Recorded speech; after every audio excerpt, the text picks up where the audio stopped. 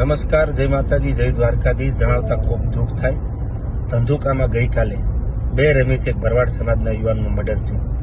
આની પહેલા પણ કિશન ભરવાડનું મર્ડર થયેલું. આવી માનસિકતા ધરાવતા જે ન્યુસન્સ છે, હિન્દુ વિરોધી માનસિકતા, તો સરકારશ્રીને અપીલ કરીએ કે વહેલી તકે એમને કડકમાં કડક સજા આપે અને આ પરિવાર જે છે એને ન્યાય આપે. રહી વાત બીજી કે ડાયરા ખૂબ ભેગા કર્યા છે, તો તમારા દુઃખમાં પણ ભેગા છે. ભરવાડ સમાજ જ્યારે પણ હકલ કરે ત્યારે એમના બધાય પરિસ્થિતિમાં ઊભા રહેવાની પૂરી તૈયારી છે. ખુલ્લે આવીને ઊભી રહેવાની તૈયારી છે.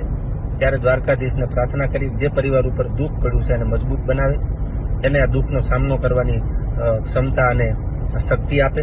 અને સરકારને ફરી અપીલ કરીએ, કાયદો અને વ્યવસ્થા સાથે એને ન્યાય આપે એવી આપણી બધાની માંગ છે. અને હિન્દુ વિરોધી જે માનસિકતા ધરાવે છે આને વહેલી તકે જો ડામવામાં નહીં આવે તો આજ આ ભરવાડ સમાજ, કાલ કોઈ બીજો સમાજ, કાલ કોઈ ત્રીજો સમાજ, આ બધા હિન્દુ ઉપર જ્યારે આવા ઘા થાય છે ત્યારે આ 5મી ઘટના છે હું જાણું છું ત્યાં સુધી, તો વહેલી તકે આનો કંઈક રસ્તો નીકળે એવી સરકારશ્રીને આપણા બધાની અપીલ છે.